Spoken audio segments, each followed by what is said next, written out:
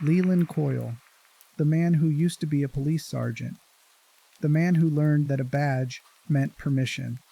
He calls you little piggy, and when he gets close enough to press that baton against your ribs, you understand something.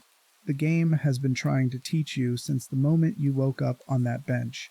Power stops pretending eventually, and when the mask falls, when authority no longer bothers to justify itself with talk of protection or order or justice, what remains is exactly what Coyle represents.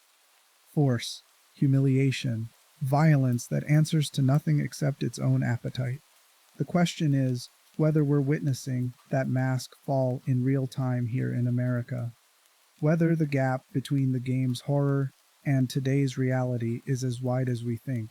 Whether the mechanisms that made Coyle possible in a horror game are the same mechanisms operating right now in immigration detention centers, in police departments, in institutions that claim democratic legitimacy while exercising power that looks increasingly unaccountable.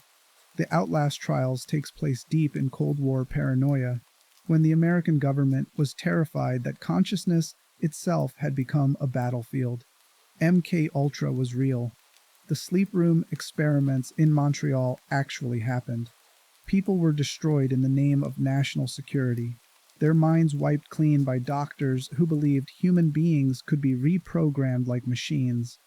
When those programs officially ended, the research didn't disappear. It went private.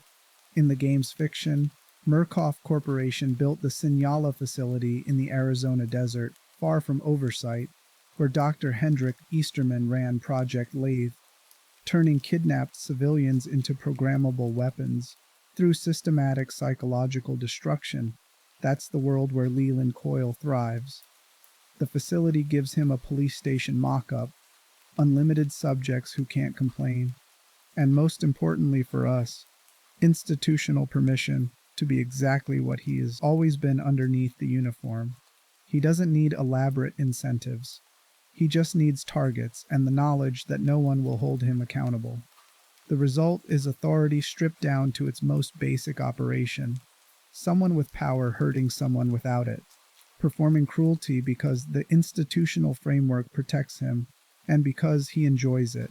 Over the next several hours, we're going to examine how the Outlast Trials uses Coyle as a case study in power without accountability. We'll trace his life from an abusive childhood in a sundown town where racial violence was civic policy, through military service that taught him killing could be celebrated, into a police career where brutality earned him promotions, and finally to Murkoff's facility where the last pretense of legitimacy evaporated. We'll connect his behavior to fascism's use of power, to humiliate rather than protect, where violence becomes performance, where cruelty is the point rather than a side effect, and we'll make the uncomfortable connection to immigration and customs enforcement operations happening right now in the United States, where officers conduct warrantless arrests, use violence without consequence, and operate with the same fundamental understanding as Coyle. When you have a badge and institutional backing, accountability becomes optional. By the end, you'll understand what power looks like once it stops pretending to serve any purpose beyond its own sadism. The Outlast Trials shows you authority with the mask off, control that no longer hides behind protection or order, or the common good. Just coercion, just domination, just the raw exercise of force by people who've learned that consequences don't apply when the system itself provides cover. If you find something in this analysis that resonated with you, please drop a comment letting me know what part connected for you. Whether it was a specific detail, a connection you made, or just a moment that stuck with you. You can also throw out a topic suggestion for a future video. I'm always looking for the next game rabbit hole to fall into, and some of the best video ideas have come from you guys. Building this community means interacting with each other in the comments, and truly, that's my favorite part of all this. Also, if you want my specific video that goes into detail about the fascism connection in the Outlast Trials, I will link it in the description. Now get comfortable, dim the lights, and let's start. The Inheritance of Cruelty. Leland Coyle was born in 1923 in Blackwell, Oklahoma, a town of roughly 8,000 people, where everyone knew everyone's business and civic pride was cultivated to prove the place mattered. Blackwell had schools, churches, a main street with storefronts, and all the infrastructure that made a town feel permanent rather than provisional. Blackwell was also a sundown town. Black Americans were legally or practically prohibited from remaining after dark. These weren't informal prejudices. They were codified policies, enforced through violence and backed by local law enforcement. Signs at town limits made the rules explicit, and anyone who violated those rules learned quickly that consequences would be swift and brutal. Growing up in a sundown town meant absorbing certain lessons about how the world worked. Authority defined who counted as fully human. Violence was an acceptable enforcement mechanism when directed at the right targets. Community approval could be earned through participation in collective cruelty. Power came from being on the right side of arbitrary lines that divided people into those who mattered and those who didn't. Coyle's childhood was marked by violence severe enough that later psychological evaluations would identify it as foundational to his personality development. Murkoff's surveillance files explicitly list anecdotal evidence of abuse of animals and sexual assault under his teenage criminal tendencies. The implication is chilling. These weren't things done to him exclusively, but things he was beginning to do to others. What matters is that Coyle discovered the utility of powerlessness during the years when identity forms, specifically the powerlessness of others. He learned that inflicting pain or fear didn't bring punishment if you were smart about it. He learned that the world contained people who would hurt you simply because they could, and the only way to ensure safety was to be the one holding the weapon. This kind of childhood trauma creates several possible developmental trajectories. Some victims internalize their powerlessness and spend their lives trying to avoid confrontation. Others develop profound empathy, recognizing their own suffering in others and dedicating themselves to preventing similar harm. But some, like Coyle, develop a different response. They decide that power is the only thing that matters, that the world divides into predators and prey, and that the only way to ensure you're never victimized again is to become the victimizer. Coyle also exhibited animal abuse during his childhood. The pattern is common among children who've experienced severe trauma and are developing antisocial personality structures. Hurting something smaller and weaker provides a sense of control that's been absent from their own lives. The animal can't fight back effectively, can't report the abuse, can't do anything except suffer, and that suffering becomes proof that the child has power, that they're no longer helpless. The progression from animal abuse to violence against people is well documented in psychological literature. Hurting animals desensitizes someone to suffering while teaching them that causing pain can be gratifying. It provides practice in overcoming whatever natural empathy might inhibit cruelty. And it establishes a pattern where exerting power over the vulnerable becomes a coping mechanism for feelings of powerlessness in other areas of life. By the time Coyle reached his teenage years, he'd established himself as someone other kids avoided. He wasn't just aggressive. Coyle was efficient and cruel in ways that signaled something broken underneath. He'd hurt people in ways that went beyond what the conflict required, that suggested he was enjoying the process rather than just trying to win. This behavior should have led to consequences. But Blackwell in the 1930s and 40s wasn't a place where troubled teenagers received psychological intervention or therapeutic support. If you came from the right kind of family and directed your violence at the right targets, you could operate with remarkable freedom. And Coyle found a community that valued exactly what he had to offer. He became involved with the local Ku Klux Klan chapter as a teenager. The Klan's presence in Oklahoma during this period was significant and socially acceptable in ways that later generations find difficult to comprehend. Klan membership wasn't a fringe identity. It was a civic organization that prominent businessmen, politicians, and community leaders participated in openly. The organization provided social networking, political influence, and the opportunity to participate in collective violence that was tacitly or explicitly endorsed by law enforcement. For Coyle, the Klan offered something he desperately needed: institutional validation for his worst impulses.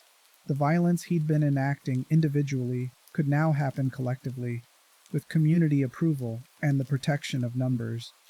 The cruelty he'd learned as a survival mechanism in an abusive childhood could be reframed as patriotic duty, as defense of traditional values, as protection of the community from contamination by people who'd been designated as lesser. The psychological function this served was profound. Coyle could maintain a self-image as someone who mattered, who served important purposes, who contributed to something larger than himself, all while indulging the sadistic impulses that had developed from his trauma. The cognitive dissonance that might have troubled someone with intact empathy simply didn't apply. He'd already learned that suffering was natural, and that power justified itself. One incident during Coyle's late teens stands out. His first wife died only 6 months into their marriage after falling down the stairs, an event recorded in later files as suspicious but never seriously investigated. The circumstances were suspicious enough that questions were raised, but nothing was ever formally investigated. Coyle's involvement was rumored but never proven, protected by the same social networks that made his Klan activities possible. The pattern here is crucial. Coyle learned early that violence could be gotten away with. Connections mattered more than evidence, and that authority figures would look the other way when dealing with someone who was technically on their side. This wasn't an aberration in how his community functioned. It was exactly how it was designed to work. To avoid any deeper scrutiny following his wife's suspicious death, Coyle enlisted in the United States Marine Corps. The timing was strategic. World War II was underway, and military service provided a legitimate exit from a situation that might have become complicated if investigators had looked more closely. The Marines accepted him without difficulty. They needed bodies for war, and a physically capable young man from Oklahoma was exactly the kind of recruit they wanted. Coyle served in the Pacific during World War II. His military record indicates 3 confirmed enemy kills, which by itself wouldn't be noteworthy. Killing enemy combatants was the explicit purpose of his deployment. But there were also rumors, documented but never officially investigated, that 2 American soldiers in his unit died under suspicious circumstances while Coyle was present. The details are fragmentary. One death was officially attributed to friendly fire during a chaotic engagement. The other was classified as an accident involving equipment malfunction. In both cases, Coyle had been nearby, and in both cases, there were whispers among other unit members that the official explanations didn't match what they'd observed or heard. Military investigators at the time had limited capacity to pursue these questions. Units were constantly moving, engaged in combat operations where death was common and expected, operating in conditions where forensic investigation was nearly impossible. If a death could be explained through combat chaos or accident, there was little institutional incentive to dig deeper, especially when doing so would undermine unit cohesion and morale. For Coyle, military service provided something valuable beyond just escaping investigation back home. It taught him that killing could be celebrated when it happened in the right context. He received commendations for his confirmed enemy kills. His superiors valued his aggression and his willingness to volunteer for dangerous assignments. The violence that had made him feared in Blackwell made him respected in the Marines. But there was a crucial difference. In combat, violence had clear objectives and limits. You killed enemy soldiers, not civilians. You followed rules of engagement, maintained discipline, operated within a command structure. Coyle functioned adequately within these constraints, but they chafed. He'd grown up in an environment where violence could be applied to whoever you wanted as long as you had the social power to avoid consequences. Military discipline required channeling that violence more narrowly, and Coyle found the restriction frustrating even as he complied with it. When the war ended, Coyle received an honorable discharge and returned to Oklahoma, now a trained combat veteran accustomed to violence and stepping back into a community that hadn't changed in his absence. The Klan was still operating openly.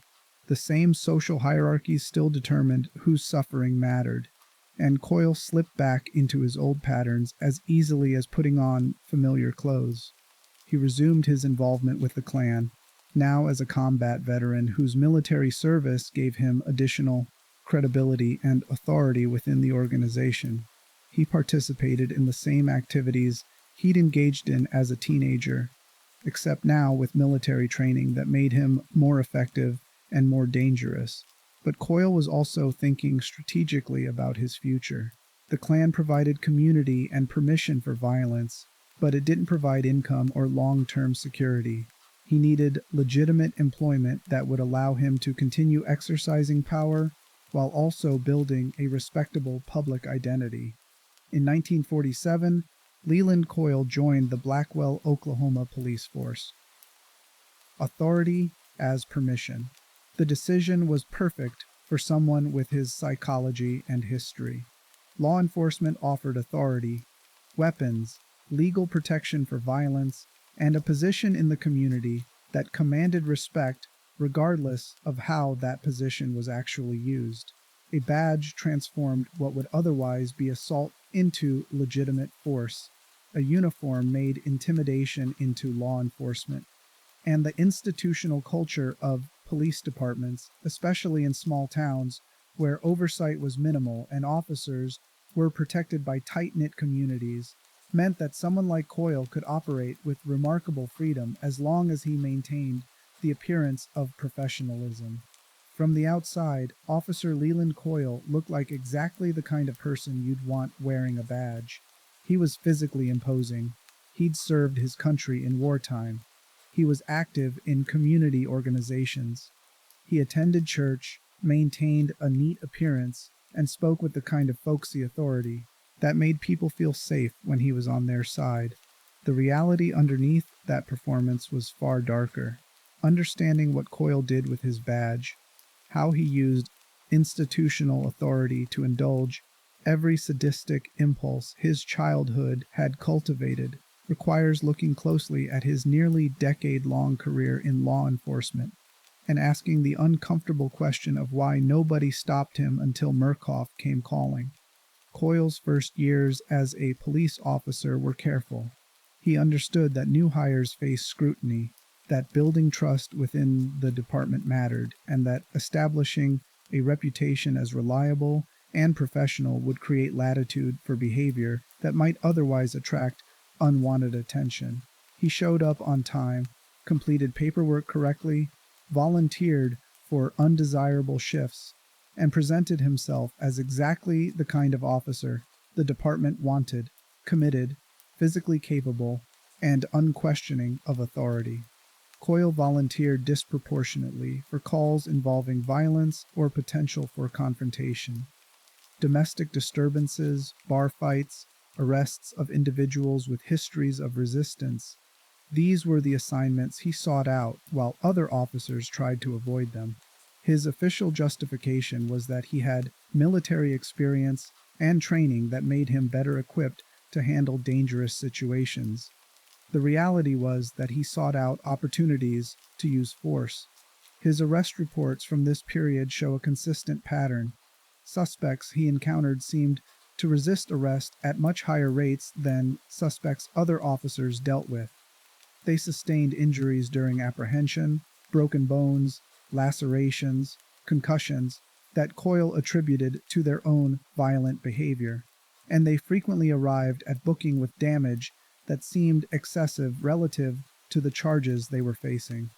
Other officers noticed.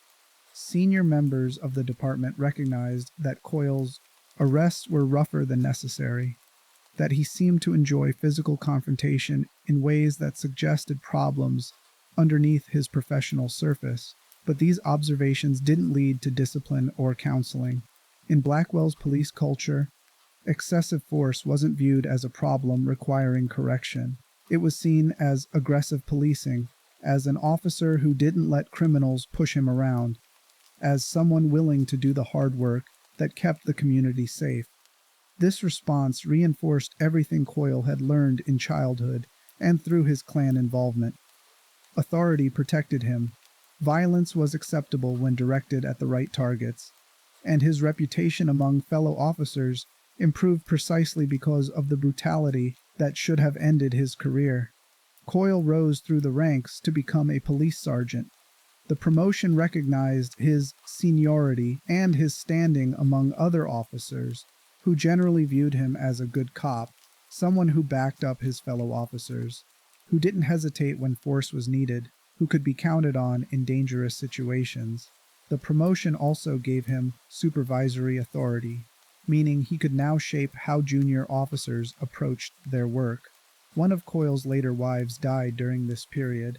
The official cause of death was listed as suicide, with some sources implying multiple gunshot wounds to the head, in a manner so implausible that later commentators treat it as an obvious cover-up. The circumstances were immediately suspicious. Forensic experts generally agree that multiple gunshots to one's own head are virtually impossible, as the first shot typically causes incapacitation that prevents subsequent shots. But the investigation was perfunctory. Coyle's standing in the department meant that his account of discovering her body was accepted without the kind of scrutiny any other suspect would have faced. Coyle had built relationships throughout the department and the broader law enforcement community. He was active in police fraternal organizations, well regarded by superiors, someone who other officers socialized with and considered a friend. Investigating him would have meant breaking ranks, violating the informal codes that held police culture together, and risking social and professional consequences from challenging someone popular and connected. This protection extended beyond the police department. Coyle had cultivated relationships with judges, prosecutors, and other civic leaders.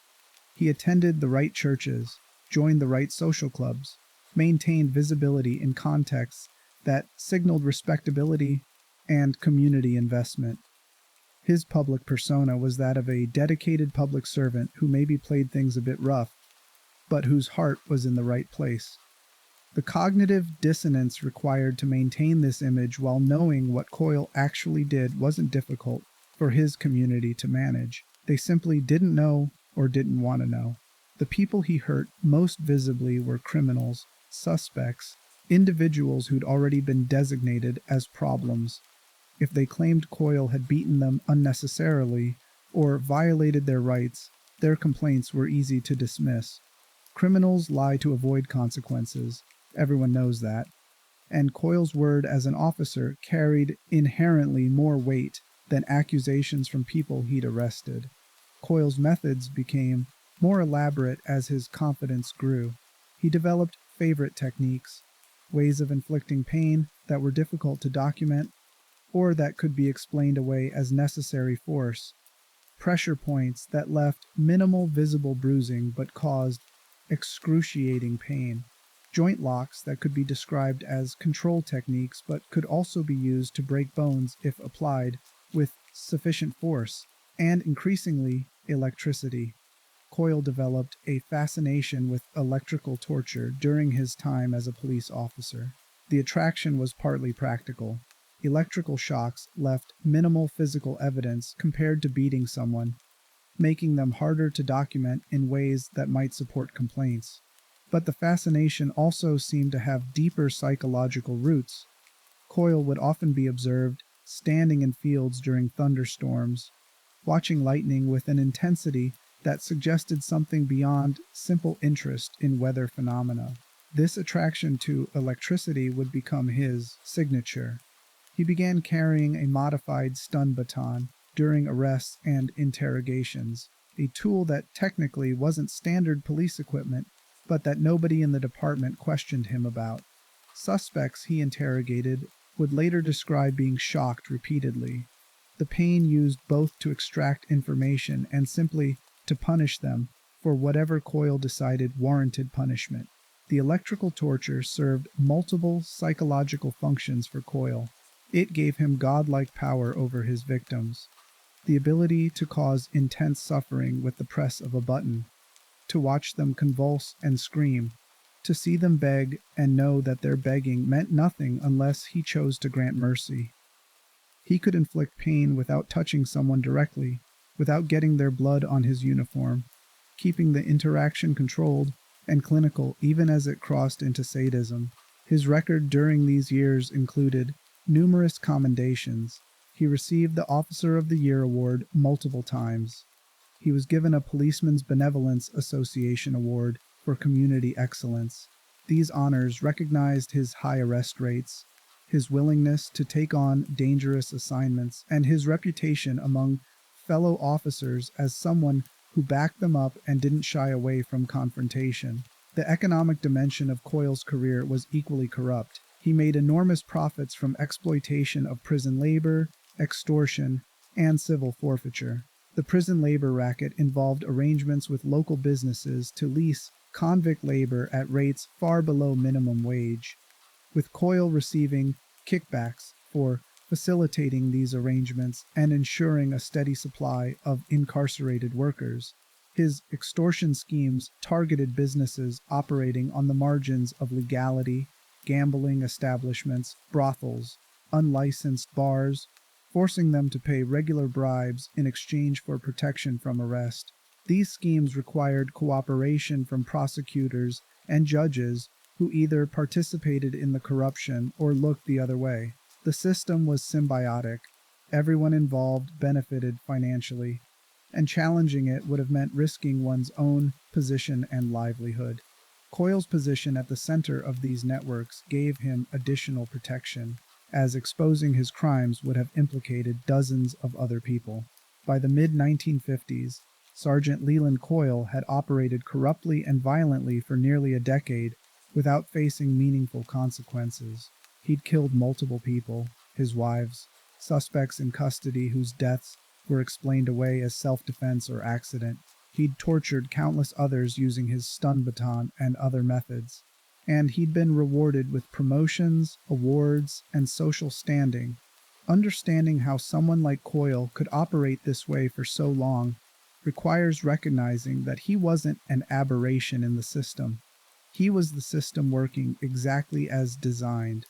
Police departments in small-town America during this period functioned as instruments of social control that prioritized maintaining existing hierarchies over protecting vulnerable populations. Officers like Coyle were valuable precisely because they were willing to use whatever force was necessary to keep designated problems in line, and their excesses were tolerated or celebrated as evidence of toughness rather than condemned as abuse of authority. This equilibrium couldn't last indefinitely. Federal law enforcement was beginning to pay attention to local corruption in ways that threatened the protective networks Coyle relied on. Civil rights activism was challenging the racial violence that sundown towns like Blackwell had operated on for decades, and the insulation that had protected corrupt officers was starting to erode. As legal standards and public expectations shifted, Coyle's position was becoming precarious, though he might not have recognized it immediately. The same behaviors that had been tolerated for years were starting to attract attention from people who didn't share the local community's investment in looking the other way. Federal investigations into police corruption across Oklahoma eventually intensified. The Federal Bureau of Investigation had taken interest in civil rights violations and systematic abuse by law enforcement in multiple jurisdictions, including Blackwell. The political climate was shifting. Behaviors that had been tolerated for decades were becoming prosecutable liabilities, and officers who'd operated with impunity were suddenly vulnerable. Coyle had ignored warnings that he should moderate his methods or distance himself from the most obvious corruption. His confidence in his institutional protection remained absolute. even as other officers were quietly destroying records or distancing themselves from activities that might attract federal attention. He continued his extortion schemes, continued using excessive force during arrests, continued operating as though nothing had changed. The break came from an unexpected direction. One of Coyle's fellow officers, someone he'd worked alongside for years, was caught in an unrelated federal investigation and decided to cooperate rather than face charges.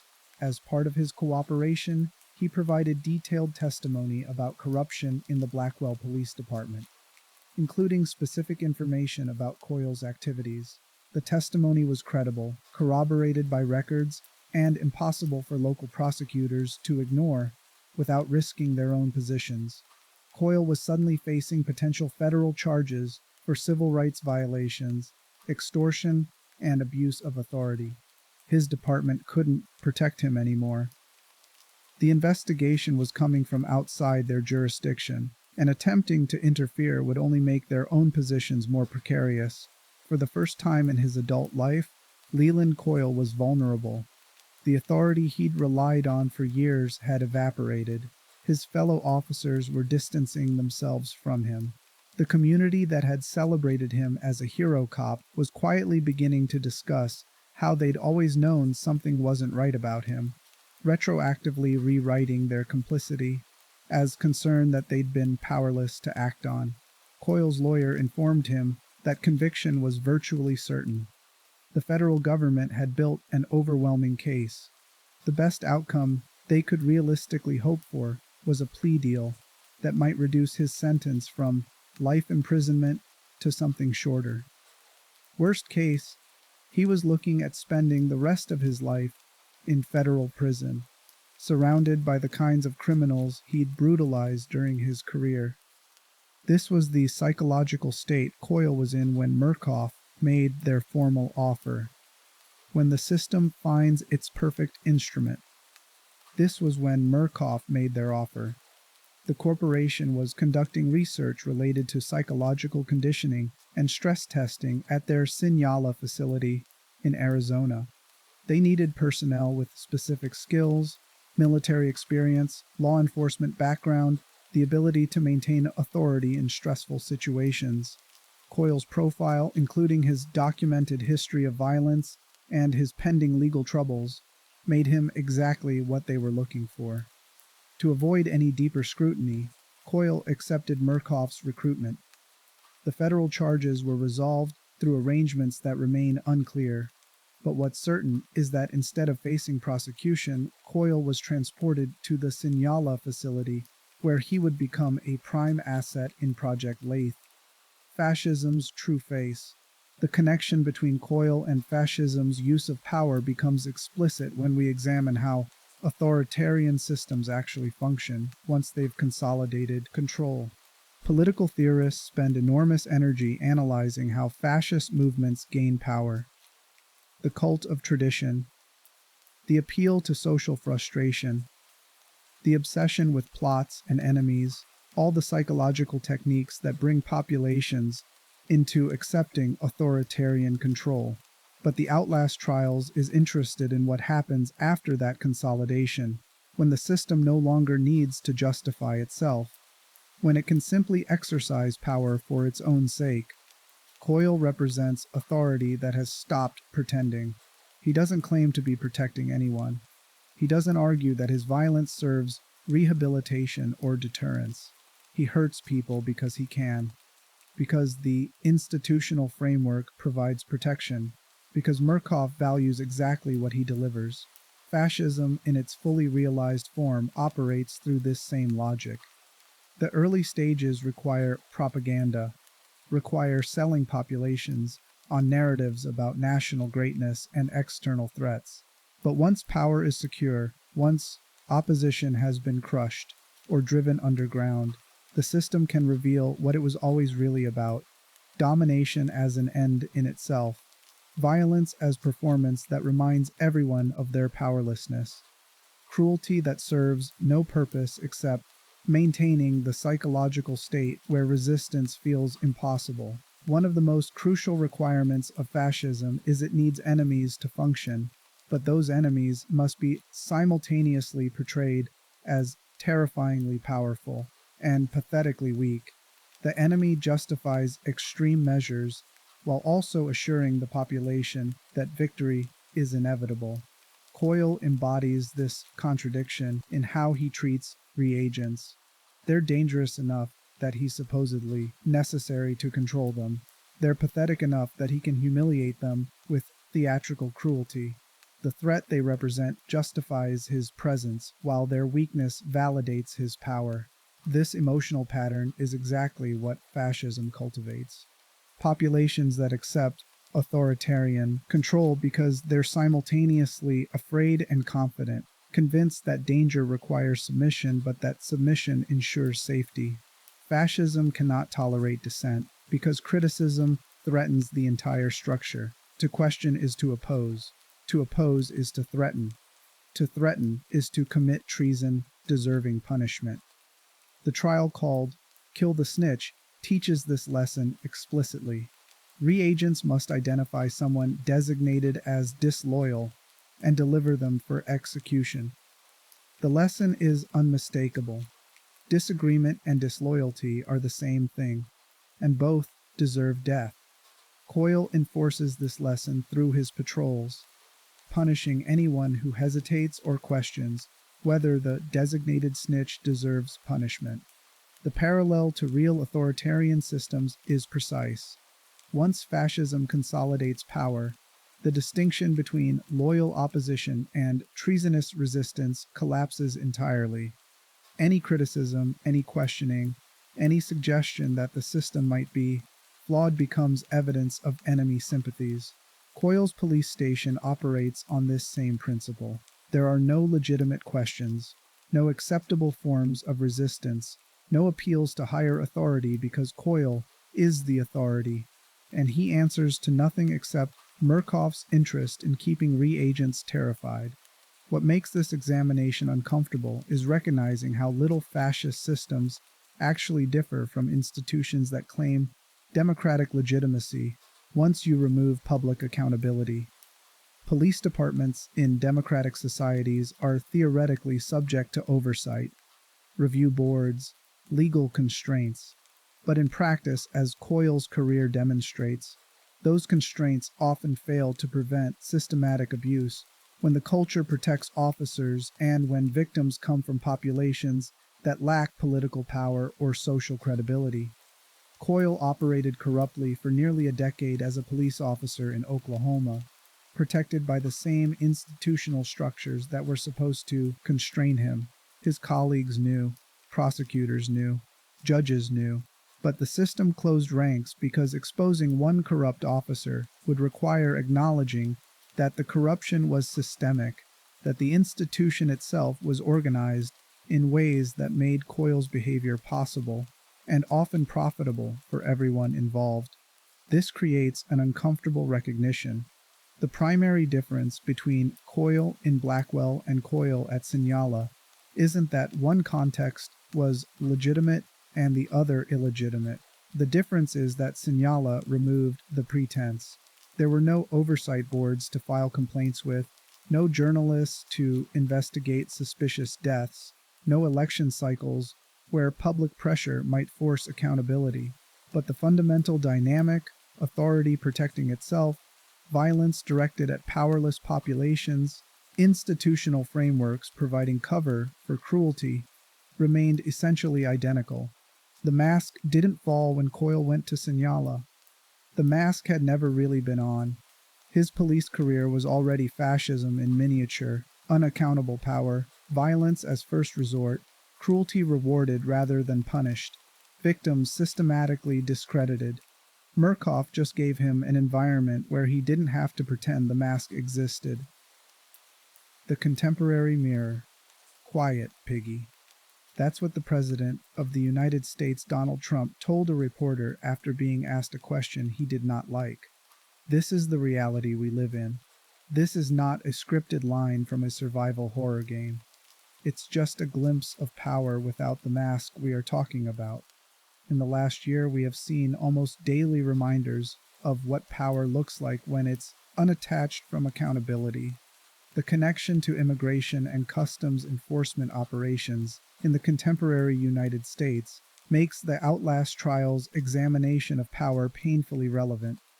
Since January 2025, when President Donald Trump resumed office, ICE has conducted thousands of arrests, frequently in public spaces, often without warrants, using violence that mirrors the unaccountable authority Coyle represents. The parallels are precise and disturbing. ICE officers conduct raids in neighborhoods, restaurants, and public spaces, detaining people based on appearance and presumed immigration status rather than warrants or probable cause.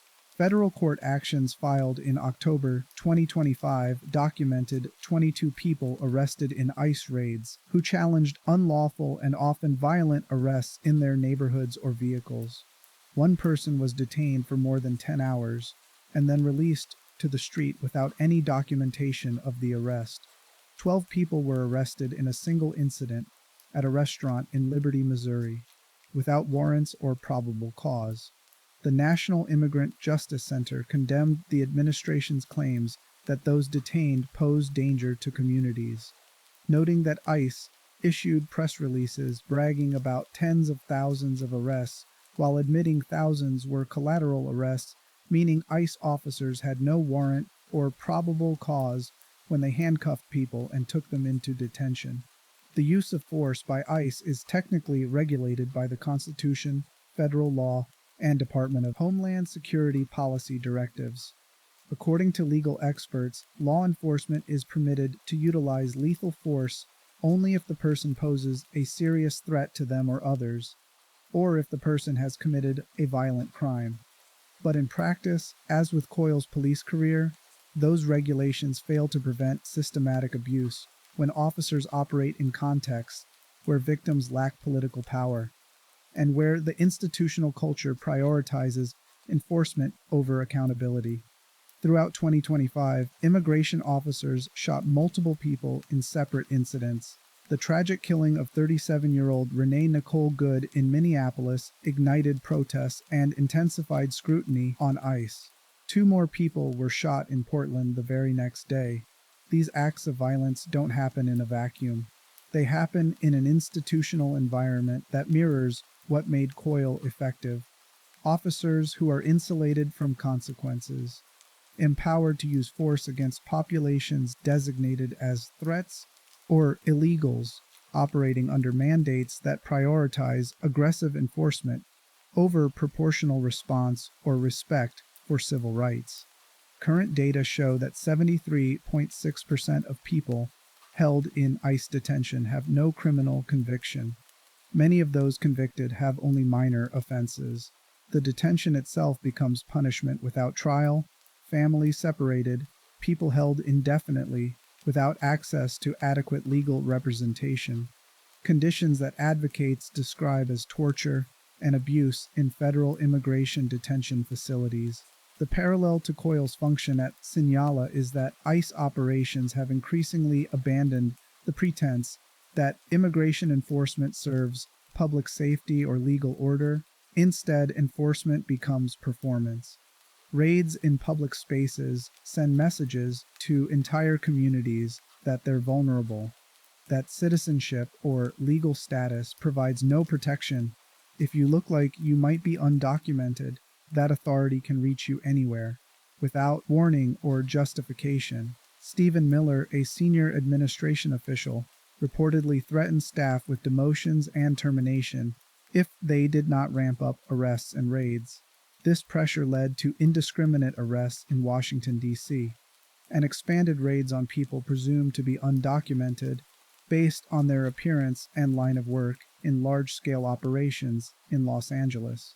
The strategy is biased immigration policing authorized by Supreme Court orders, creating what advocates describe as a reign of terror where officers shoot people, conduct warrantless arrests, and operate with minimal accountability. The connection to fascism's use of power is that ICE, like Coyle, functions as authority that has largely stopped pretending to operate within constraints. Officers conduct arrests without warrants, use force without proportional threat, detain citizens, veterans, and people with strict medical requirements, operate under mandates that treat entire populations as enemy threats requiring suppression rather than individuals with rights requiring respect. The institutional protection mirrors what made Coyle's police career possible. When victims try to complain, they face systems designed to discredit them. ICE claims those detained are dangerous criminals, while data shows the vast majority have no criminal convictions. Officers who use excessive force face minimal consequences because the culture protects them and because victims often lack the resources or legal status to pursue accountability effectively. This creates the same dynamic that the Outlast Trials examines through Coyle, power that no longer hides behind protection or order or the common good. Just coercion answering to institutional priorities, violence justified through designation of targets as threats, cruelty that serves political purposes rather than public safety. What makes this connection uncomfortable is recognizing that ICE operates within a supposedly democratic system, with constitutional protections and legal oversight. But in practice, as with Coyle's police career, those protections often fail when institutions close ranks, when victims come from marginalized populations, when officers are insulated from consequences through qualified immunity, and departmental cultures that prioritize protecting their own over accountability to the public. The mask hasn't fallen because there was never really a mask. ICE enforcement, like Coyle's police work, reveals what authority looks like when it operates primarily to maintain dominance rather than serve justice. The violence is the point. The lack of accountability is the point. The message sent to vulnerable populations that they exist at the system's mercy is the point. Fascism just requires institutional structures that allow unaccountable power to operate against populations designated as less than fully human. The performance of cruelty.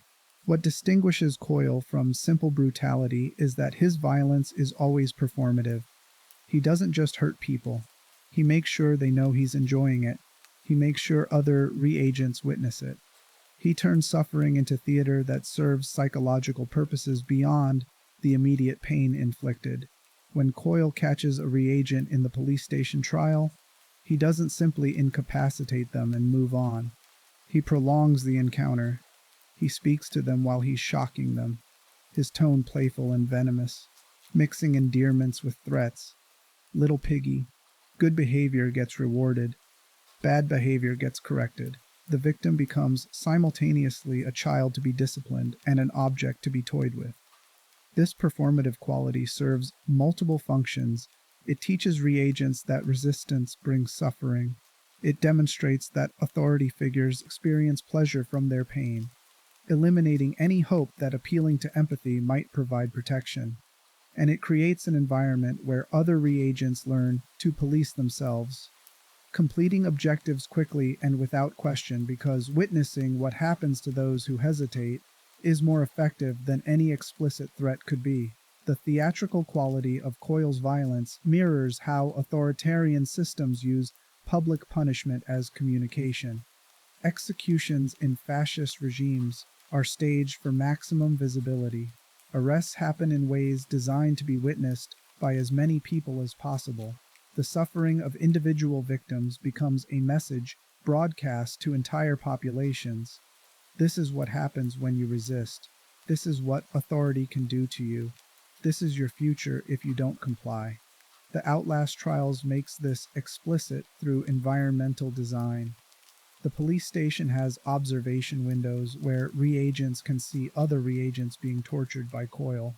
The corridors are arranged so that escape routes force you past areas where violence is happening. The architectural layout ensures that suffering is witnessed, that it becomes part of every reagent's psychological landscape, even when they're not directly experiencing it themselves. This design reflects Murkoff's understanding of how terror operates most efficiently. Direct violence affects one person at a time. Witness violence affects everyone who sees it, creating psychological pressure that shapes behavior without requiring constant physical intervention. Coyle becomes a mobile threat whose presence anywhere in the facility creates tension everywhere in the facility. Because reagents have learned what he does, have seen or heard the results, have internalized the knowledge that he could appear at any moment, and that appealing for mercy would be useless. The electric baton he carries serves as symbol and instrument simultaneously. The electric shock it delivers is intensely painful, but rarely lethal, designed to maximize suffering while keeping victims conscious and aware. The crackling sound it makes announces his presence before he's visible, creating anticipation that becomes its own form of torture. And the weapon itself carries associations with livestock management, with animals being herded and controlled, reinforcing the dehumanization already embedded in calling reagents by numbers rather than names. Coyle's fascination with electricity, documented since his police days when he'd stand in fields during thunderstorms watching lightning, suggests a psychology where power itself has become fetishized. Electricity represents authority in its purest form, overwhelming force that can be controlled and directed, that produces immediate and undeniable effects, that reduces its targets to helpless bodies convulsing without volition. The godlike quality of pressing a button and watching someone collapse, of causing intense suffering through minimal effort, appeals to someone whose entire identity has been organized around the need to dominate. The sexualization of this violence, the way Coyle's language carries erotic undertones, and his behavior suggests arousal from inflicting pain, adds a layer of horror that the Outlast Trials handles with uncomfortable precision. The game doesn't make this sexualization explicit in ways that would feel exploitative, but it's present in his tone, his word choices, the lingering quality of his interactions with victims. He doesn't just want to punish reagents, he wants to savor their suffering, to extend the encounter, to create intimacy through domination. This mirrors how power operates in fascist contexts when constraints have been removed. Authority figures who abuse their positions often exhibit similar patterns. The use of sexual humiliation as punishment, the blurring of violence and sexuality, the treatment of victims as objects that exist for the abuser's gratification. The power differential becomes eroticized, dominance becomes its own reward, and the suffering of others provides satisfaction that goes beyond strategic or practical purposes. What makes Coyle particularly effective as a case study is that the Outlast Trials never suggests his behavior is aberrant within the system. Murkoff identified him, recruited him, and gave him an environment where his pathology could flourish, specifically because that pathology served institutional purposes. His sadism isn't a problem to be managed, it's a resource to be exploited. His lack of empathy isn't a disorder requiring treatment, it's a qualification for employment. This reflects how authoritarian systems actually build their enforcement apparatus. They don't turn good people evil through elaborate conditioning. They find people who are already inclined toward cruelty and give them badges, uniforms, weapons, and institutional legitimacy. The system doesn't create coils.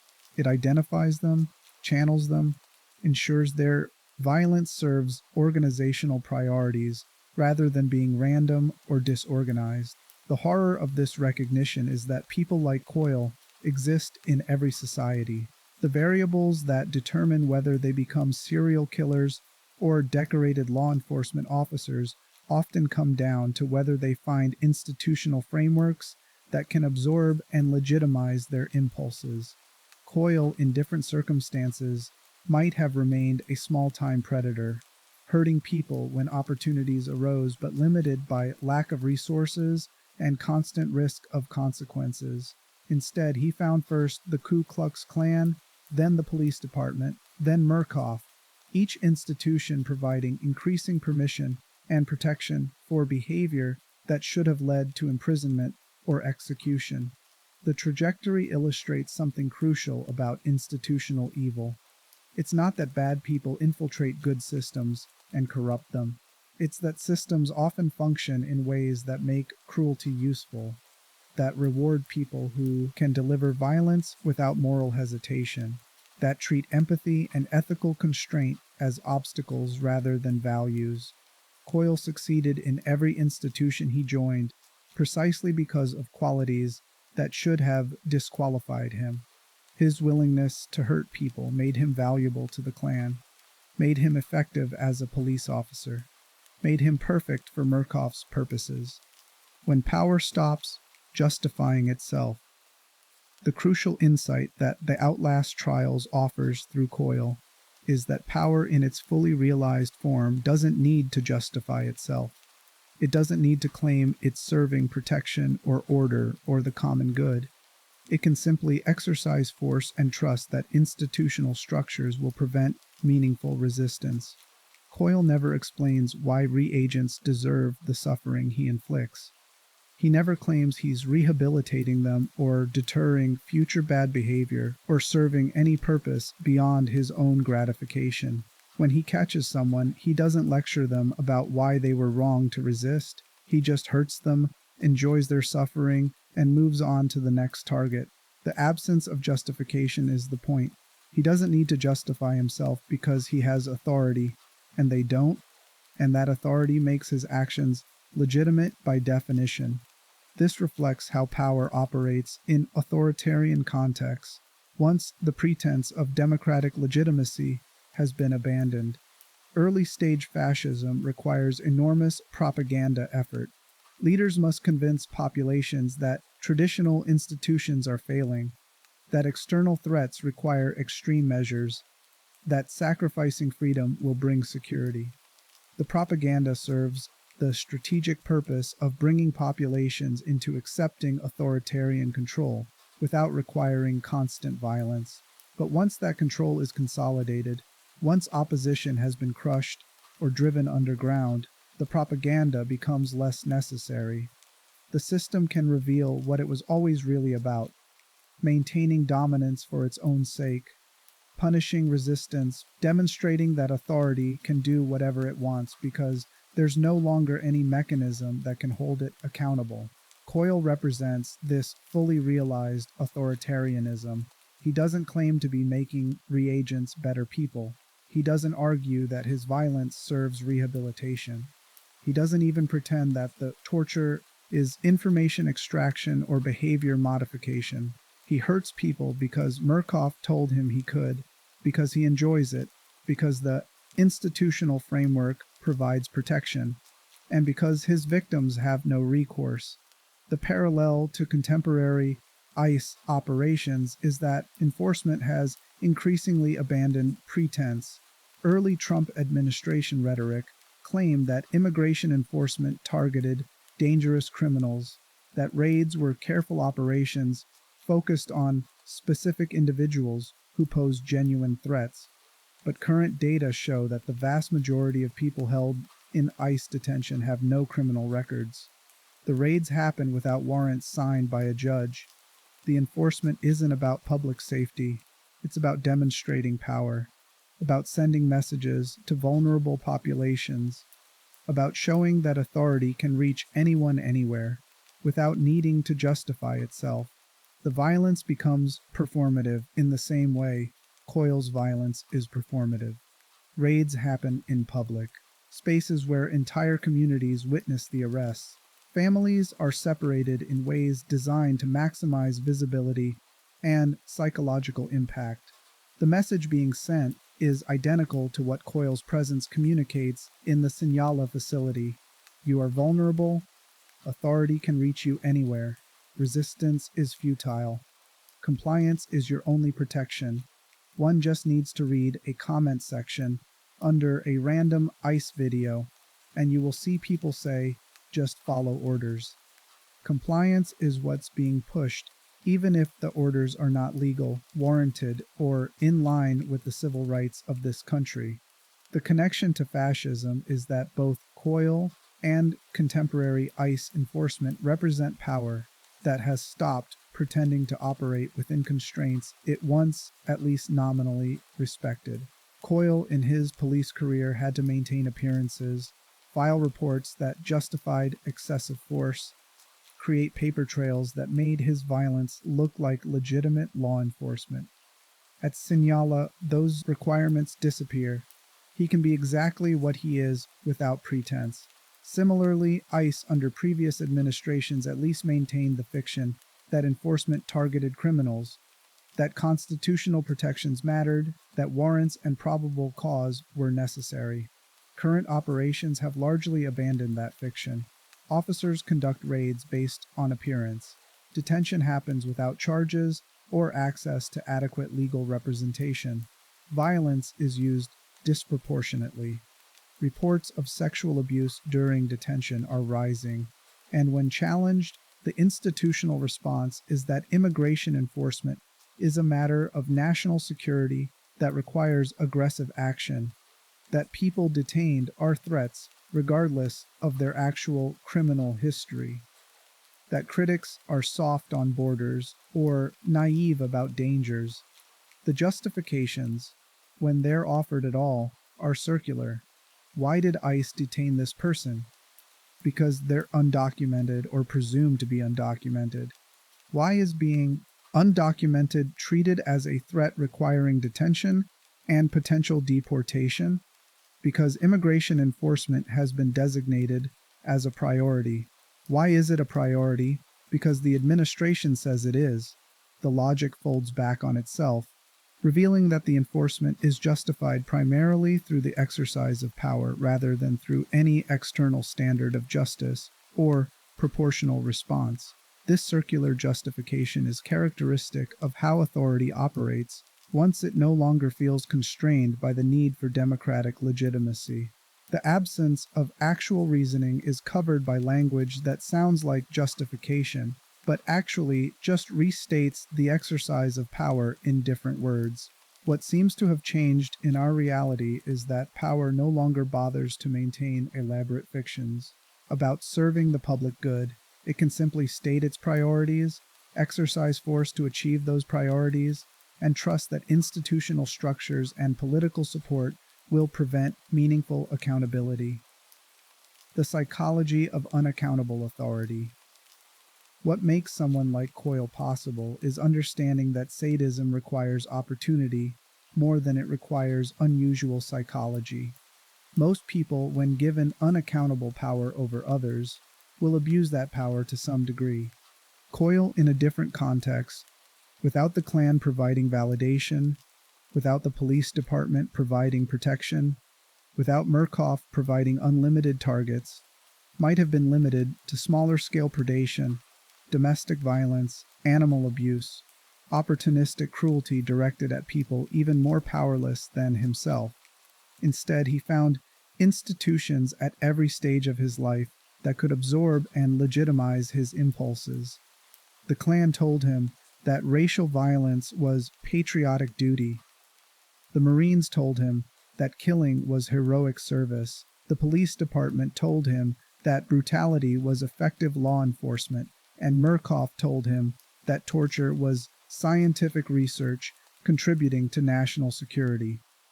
Each institution provided both permission and justification.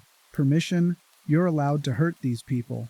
Justification, hurting these people serves purposes larger than your personal gratification.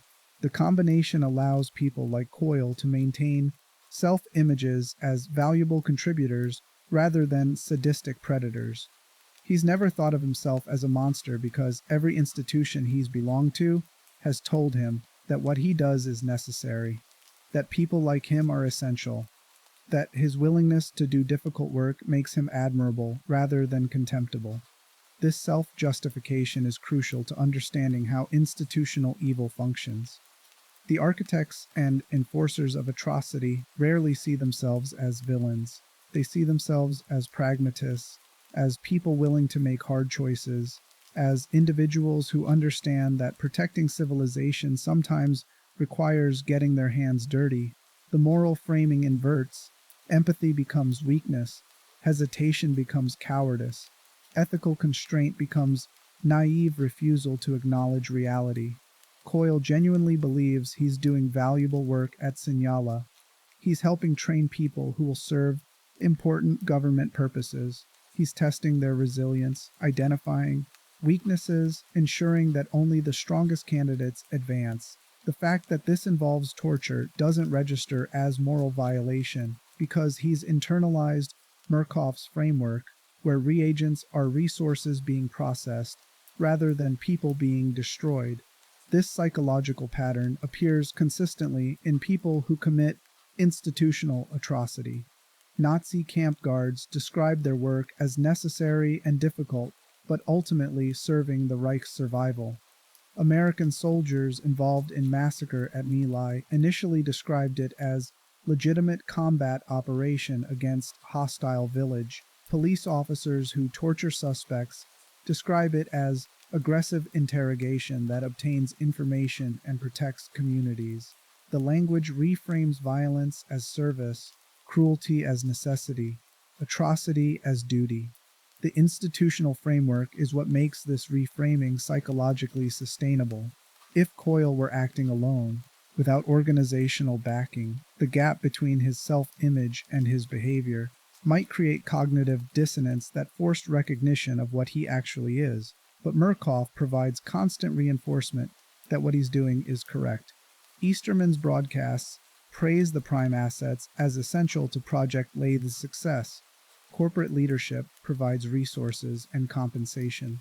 Scientists observe and take notes without intervening, their presence validating that this is research rather than torture.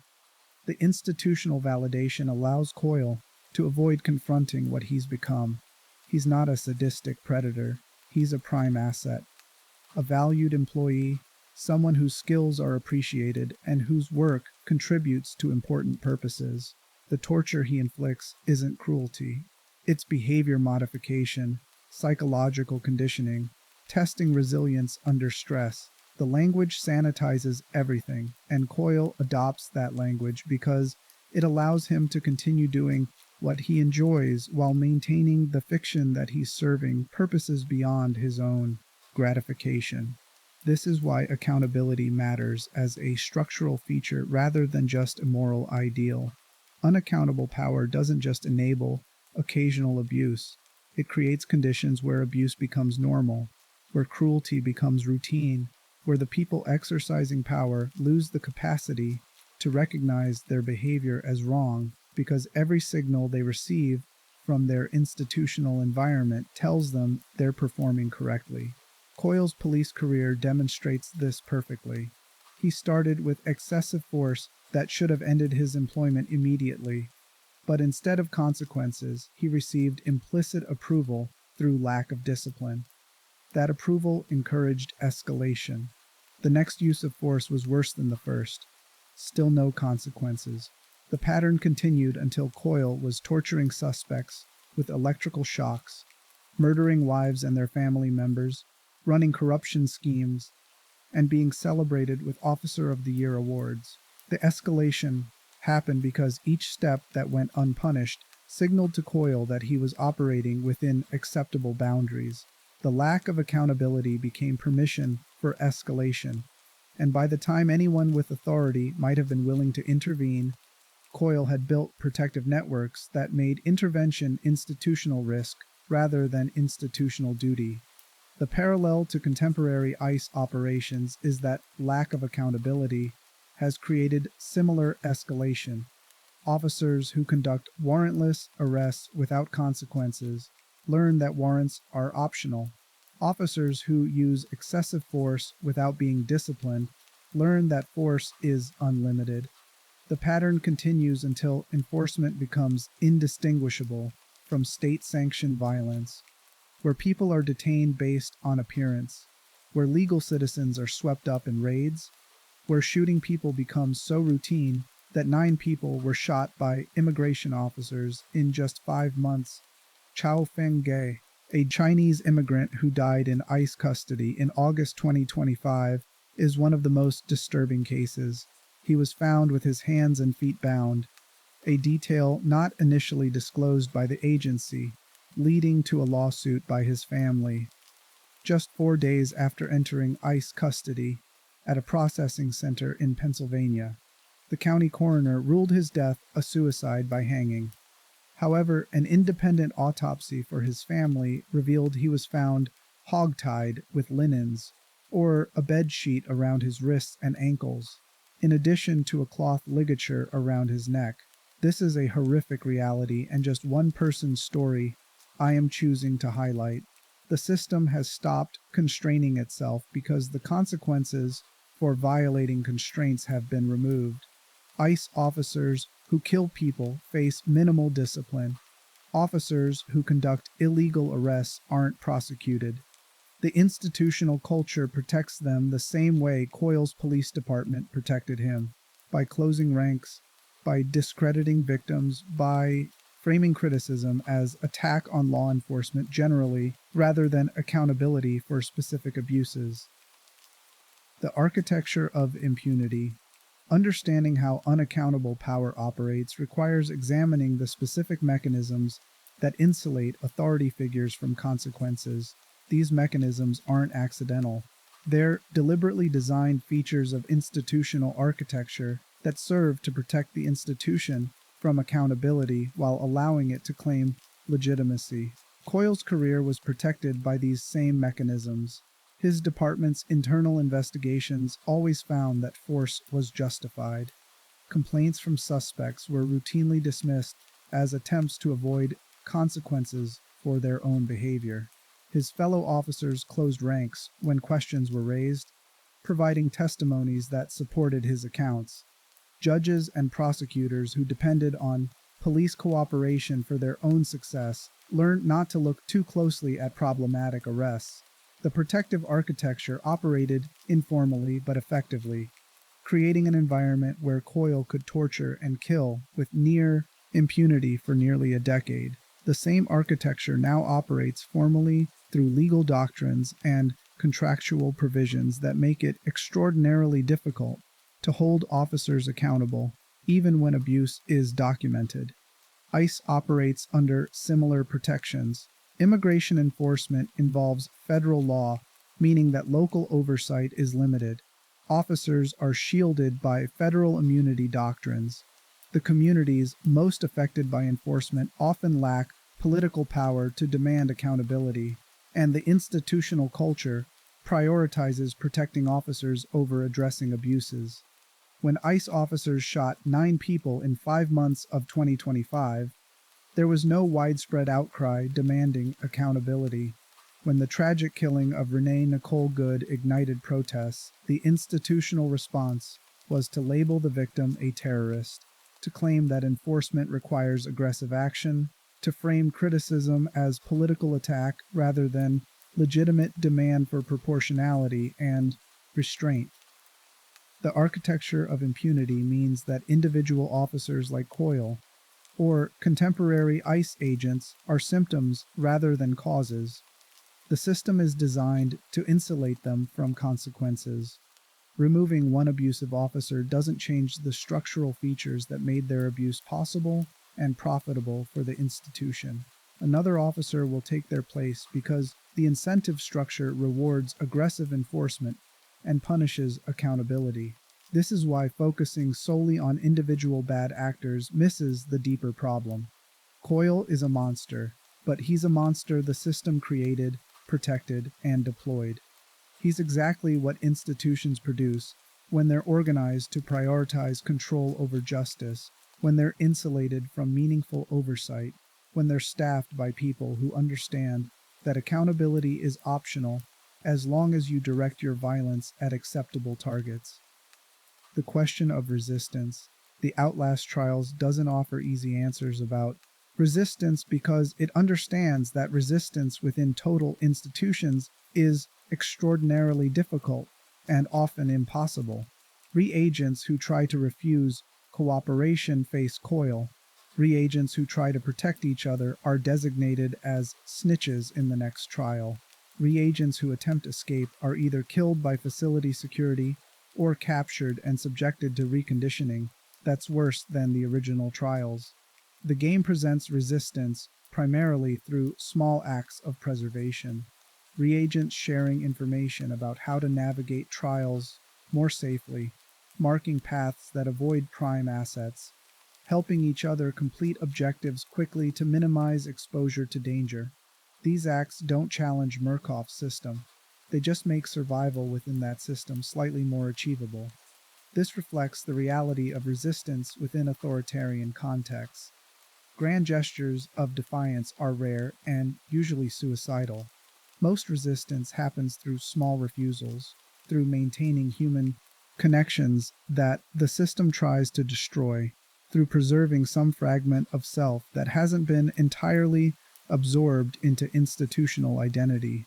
Reagents who maintain empathy for other reagents, who remember that the people they're being forced to hurt are victims rather than enemies, who reject Easterman's framing even while complying with his demands, are engaging in psychological resistance even if their behavior remains compliant. They're preserving the distinction between what they're forced to do and what they believe is right, maintaining moral frameworks that the trials are designed to destroy. But the Outlast Trials is honest about the cost of this resistance. Maintaining empathy means carrying the full weight of what you've done. If you accept Easterman's framing, if you convince yourself that killing the snitch was necessary and correct, the psychological burden lifts. You're no longer a murderer. You're a successful trainee.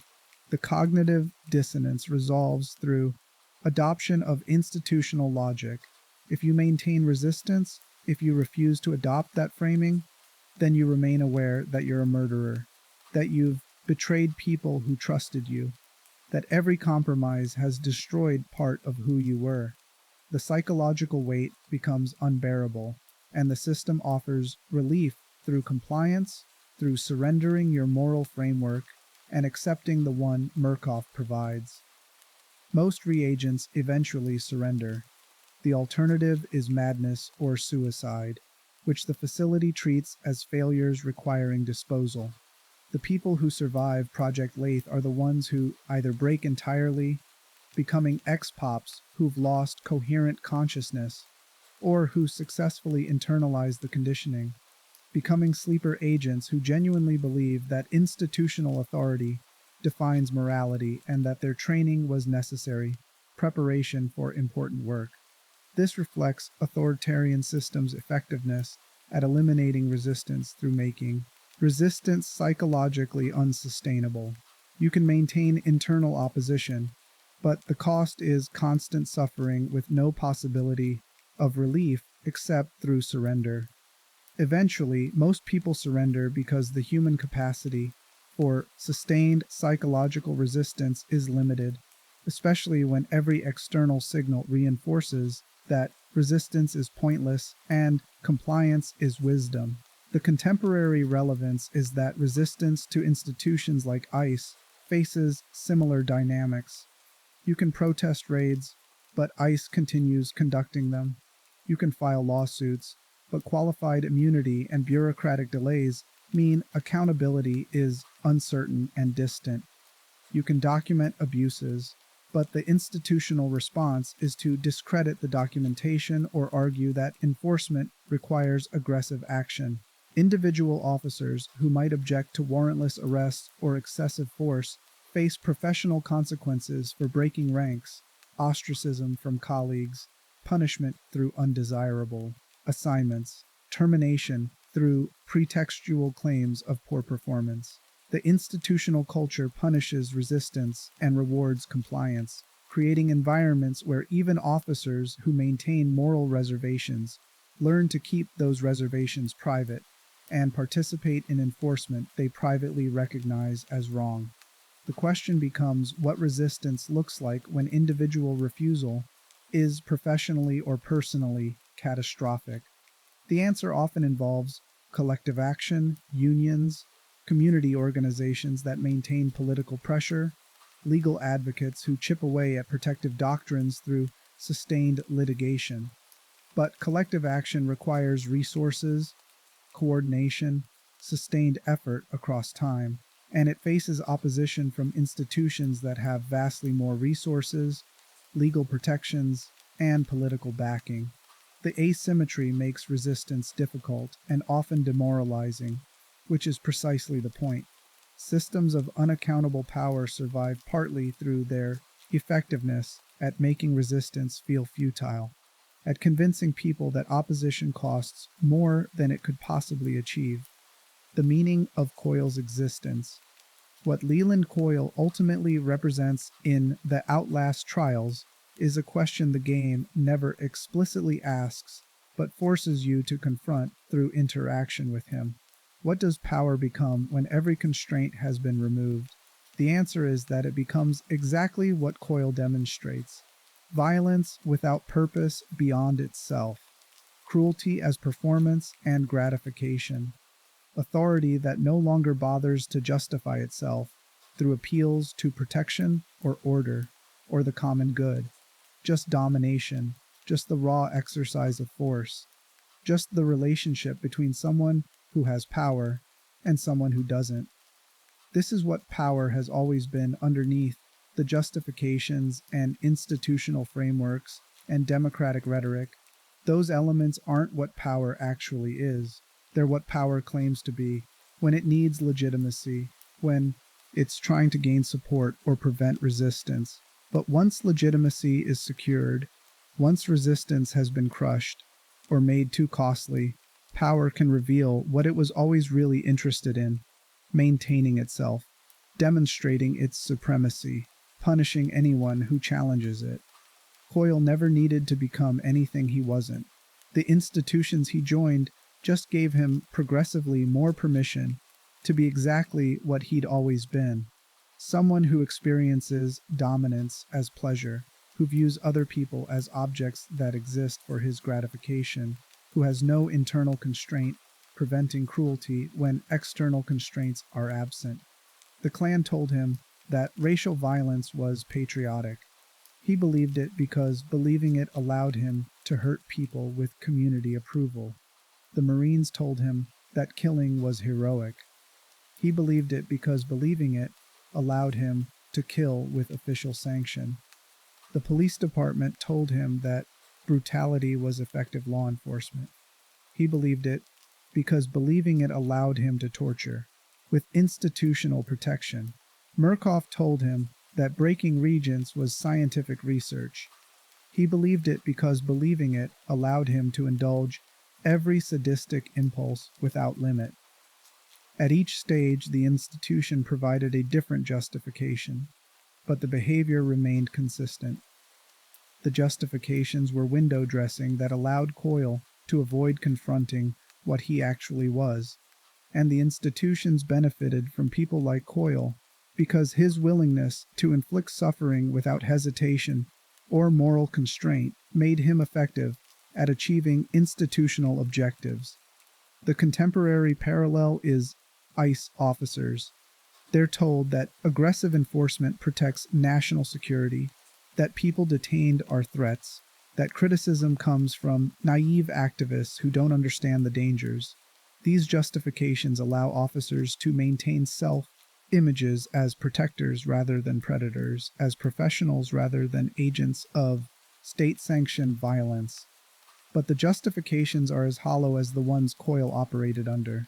The data show that most people detained have no criminal convictions. The raids target neighborhoods and workplaces based on presumed immigration status rather than specific evidence of criminality.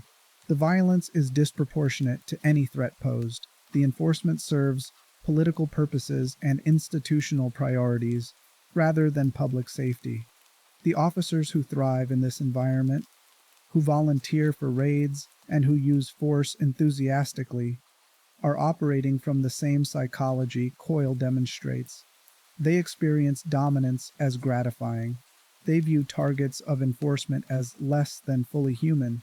They lack internal constraints that would prevent cruelty when external constraints are absent. The institution provides permission and justification, allowing them to exercise power without needing to confront what they're actually doing. This is what the Outlast Trials forces you to understand through Coyle. Institutions don't create people like him. They find people like him and give them badges and weapons and authority and institutional backing. And those people then perform exactly the functions the institutions need: enforce compliance through terror, punish resistance through spectacle, demonstrate that opposition is futile and submission is the only viable option. The systemic production of monsters. The crucial question the Outlast Trials raises through Coyle's arc is whether institutional evil creates monsters or simply reveals them. The answer appears to be both, in a recursive loop where institutions identify people with sadistic inclinations, provide environments where those inclinations become behaviors, and then use those behaviors to justify increasingly expansive permission for violence. Coyle arrived at every institution already inclined toward cruelty. His childhood abuse taught him that power was the only thing that mattered. His involvement with the Klan gave him early experience using collective violence to dominate designated enemies. His military service taught him that killing could be celebrated, but each institution also amplified what he brought to it, providing resources and legitimacy and protection that allowed escalation from individual acts of cruelty to systematic campaigns of terror. The Blackwell Police Department didn't turn Coyle into someone who enjoyed hurting people. He already was that person. But it gave him a badge that transformed assault into law enforcement, weapons that made violence efficient, and institutional protections that prevented consequences when victims complained. The department amplified his existing pathology by removing constraints and providing justifications. Murkoff performed the same function at a larger scale. They identified someone whose psychology made him ideal for causing systematic suffering, gave him unlimited targets and explicit permission, removed even the minimal oversight that police departments nominally provide, and framed everything as scientific research contributing to national security. They didn't create Coyle's sadism, they industrialized it, turned it from individual predation into institutional asset. This pattern is how authoritarian systems build enforcement capacity. They don't need to brainwash ordinary people into becoming torturers through elaborate conditioning. They can find people who are already inclined toward sadism and give them jobs. The Stanford prison experiment is often cited as proof that anyone can become a torturer given the right circumstances. But closer examination of that experiment reveals that not everyone in the guard role became abusive. Some guards were neutral. A few tried to be kind to prisoners. The abusive guards were people who took to the role enthusiastically, who volunteered for extra shifts, who seemed to be enjoying themselves. Those are the people authoritarian systems recruit. They're not representative of humanity generally. They're a specific subset who experience dominance as pleasurable, who lack empathy that would prevent cruelty, who are drawn to opportunities where they can exercise power over others without constraint. They're not the majority, but they're not rare either, and institutions designed around domination and control will always be able to find enough of them to staff their enforcement apparatus. The contemporary ICE parallel is that officers who thrive in current enforcement environment are self-selecting. Officers who are uncomfortable with warrantless arrests and excessive force either leave the agency or are pushed out through hostile work environments. Officers who enjoy aggressive enforcement, who experience satisfaction from conducting raids and making arrests, remain and advance. Over time, the institutional culture becomes dominated by people whose psychology aligns with institutional priorities. This creates a feedback loop. The institution attracts people inclined toward aggression. Those people shape the culture in ways that make it more hostile to anyone who questions aggressive tactics. The culture then attracts more people who enjoy aggression while repelling anyone with ethical reservations. Within a few cycles, you have an institution staffed primarily by people who experience enforcement as gratifying rather than as difficult, necessary work, and that staff shapes how the institution operates going forward. Coyle represents the endpoint of that process, someone perfectly aligned with institutional priorities, who requires no incentive beyond permission to perform exactly what the institution needs, whose enjoyment of cruelty makes him reliable and cost-effective. He's not an aberration. He's the ideal employee for institutions organized around domination. The horror of this recognition is that every society produces potential Coyles, the variables that determine whether they become serial killers or decorated law, enforcement officers or prime assets in secret facilities come down to which institutions they encounter and which institutional frameworks can absorb their pathology. In different circumstances, Coyle might have remained a small-scale predator, dangerous to intimates but limited by lack of resources and fear of consequences. Instead, he found institutions at every stage that could legitimize his impulses, and those institutions used him to achieve their objectives, while he used them to indulge his nature. The symbiotic relationship is what makes institutional evil so difficult to address. It's not that good institutions are infiltrated by bad people. It's that institutions organized around control and dominance create demand for people willing to exercise violence without moral hesitation, and those people find homes in such institutions because that's where their skills are valued. The abolition of shame. One of Coyle's most disturbing characteristics is his complete lack of shame about what he does. He doesn't torture reagents in private while maintaining a professional facade in public. He performs his cruelty openly, speaks about it casually, seems genuinely puzzled when anyone suggests his behavior is problematic. The absence of shame reveals how thoroughly he's internalized institutional justifications. He's not doing anything wrong, so why would he feel bad about it? This shamelessness is characteristic of people who've successfully integrated institutional logic into their self-concept. Coyle doesn't experience cognitive dissonance between his behavior and his self-image because the institutions he's belonged to have consistently told him that his behavior is correct. He's serving important purposes, he's doing difficult work, he's effective at his job. The external validation has allowed him to develop a self-concept where sadism becomes professionalism, where cruelty becomes competence, where enjoying suffering becomes evidence that he's well suited for his role. The psychological mechanism is that shame requires recognizing a gap between your behavior and your values. If your values say that hurting people is wrong, and you hurt people, you experience shame. But if your values say that hurting designated enemies, or criminals, or threats is necessary and correct, then hurting those people doesn't produce shame. It produces satisfaction from doing your job well. Institutions that depend on violence work systematically to eliminate shame by reshaping values. Military training doesn't just teach soldiers how to kill. It teaches them that killing enemy combatants is heroic service to country. Police academy training doesn't just teach officers how to use force. It teaches them that aggressive enforcement protects communities and that hesitation endangers their fellow officers.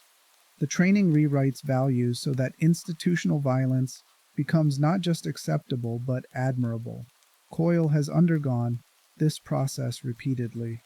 Each institution reshaped his values to align with institutional priorities. The Klan taught him that racial violence was patriotic. The Marines taught him that killing was heroic. The police department taught him that brutality was effective. Murkoff taught him that torture was research. At each stage, his behavior remained essentially the same, but the justification changed, and that changing justification prevented shame from developing. The result is someone who can torture people while feeling he's performing valuable work, who can discuss causing suffering with the same casual tone someone else might use to discuss filing paperwork. The shamelessness isn't psychopathy, though Coyle likely has antisocial personality traits. It's the product of successful institutional conditioning where values have been rewritten to make cruelty feel like duty. The contemporary ICE parallel is officers who discuss conducting raids and detaining people with evident satisfaction, who are seen on social media openly threatening onlookers, including older citizens, women, and even religious leaders. They frame criticism as political attack rather than legitimate ethical concern. They don't experience shame about what they do to others because they've internalized justifications that frame those actions as necessary enforcement of law, as protection of borders and communities, as difficult work that requires strength rather than restraint. The institutional culture reinforces this shamelessness by celebrating aggressive enforcement and punishing hesitation. Officers who make the most arrests get promoted. Officers who use force most freely get backed by their departments. Officers who express ethical reservations get labeled as weak or unsuited for the work. The institutional signals all point in the same direction. Your value is determined by your willingness to use power aggressively, and shame about that use is weakness requiring correction. This creates environments where Coyle-style officers can thrive while officers who maintain empathy and ethical constraint struggle or leave. The institution doesn't need to explicitly state that it wants shameless enforcers. It just needs to reward shamelessness and punish empathy, and the culture will naturally select for people who either arrive without shame or successfully abolish it through internalization of institutional values. The economics of cruelty. Understanding Coyle requires recognizing that institutional evil isn't just psychological or ideological, it's economic. Institutions that depend on violence and control are profitable, and people who can deliver violence efficiently become valuable economic assets. Coyle's police career was financially lucrative beyond his official salary. The prison labor schemes generated kickbacks. The extortion provided regular payments. The civil forfeiture allowed him to keep seized property. His willingness to operate corruptly made him valuable to everyone involved in those schemes. Businesses that benefited from cheap labor, establishments that paid protection money, prosecutors and judges who received their own cuts. The corruption was systemic rather than individual. Coyle wasn't a lone bad actor stealing from an otherwise clean system. He was a central node in networks that required his participation to function. Exposing his corruption would have implicated dozens of other people who depended on those arrangements. The protective networks that insulated him from consequences weren't just about brotherhood among officers. They were about economic interest among everyone benefiting from institutional corruption. Murkoff's recruitment of Coyle similarly involved economic calculation. Prime assets were expensive to find and recruit, but once in place, someone like Coyle was cost-effective. He required minimal supervision. He self-motivated. He didn't need elaborate incentives to perform his role because he enjoyed the work. From Murkoff's perspective, Coyle was an excellent investment, high initial cost, but low ongoing expense and reliable performance. The economic dimension of institutional evil is often overlooked in favor of ideological explanations. We want to believe that atrocity happens because people believe wrong things, that if we could just correct their ideology or educate them about human rights, the violence would stop. But economic incentives are often more powerful than ideology. People participate in institutional evil because it's profitable, because it provides income and security, and career advancement, because refusing would cost them economically more than compliance. Coyle's progression from Klan member to police officer to Murkoff employee was shaped by economic opportunity as much as by psychology. The clan provided social capital that translated into economic benefits in communities where membership was socially acceptable. Police work provided stable income and opportunities for corruption that multiplied his earnings. Murkoff provided compensation higher than his police salary, plus immunity from federal prosecution.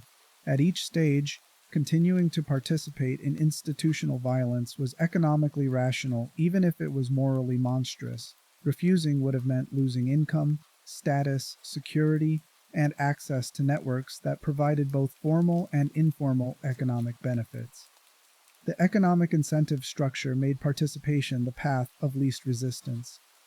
Contemporary ICE operations similarly involve economic dimensions that shape how enforcement happens. The private prison industry profits from immigrant detention, creating economic pressure for high detention numbers. Companies that provide services to detention facilities benefit from expansion of enforcement.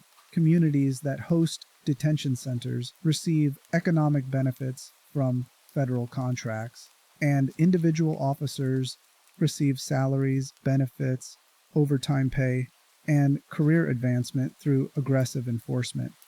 ICE officers also receive a generous pay package for their work.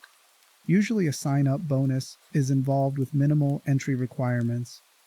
This becomes a huge selling point for people that are facing a bleak economic future. Becoming an ICE officer is one of the easier jobs to take that can provide you with a decent standard of living in today's America. So what does it say when a country is only willing to provide such pay for a job which requires a person to perform such actions?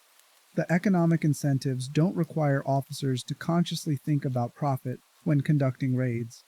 The incentives operate structurally through career advancement mechanisms, through budget allocations that reward agencies showing high arrest numbers, through overtime policies that make aggressive enforcement personally lucrative for individual officers.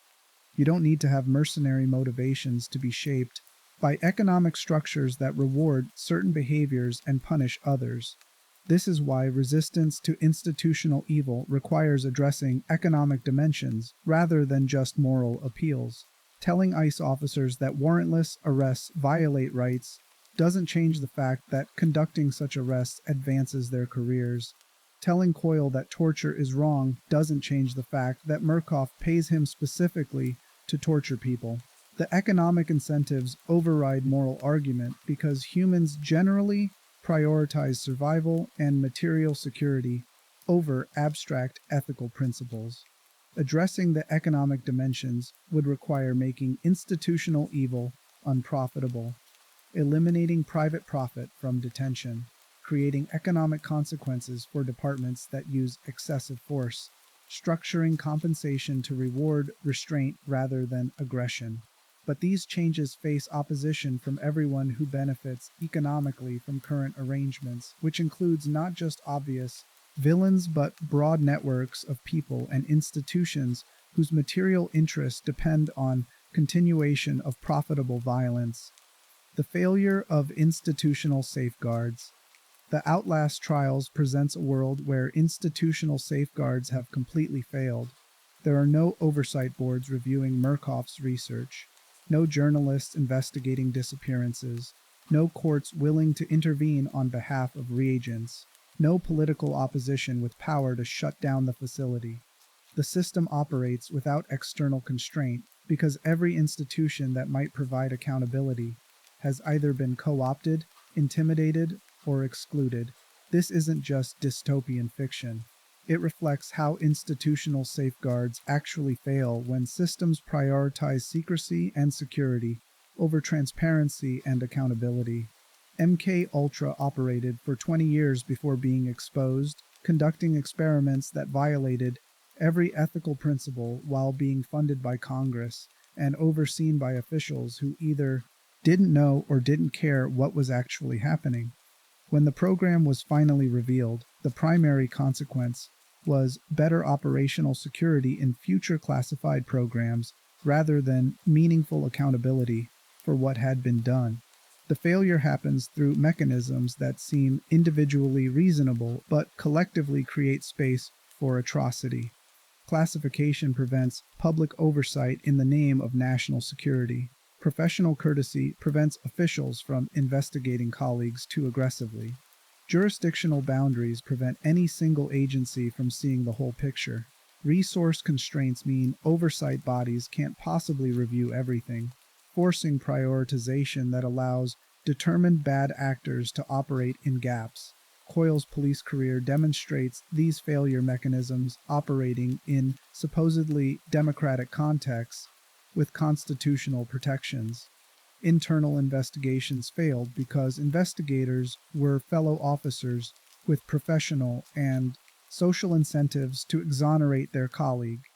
External oversight failed because prosecutors and judges depended on police cooperation for their own success and wouldn't risk alienating the department over complaints from suspects who lacked credibility.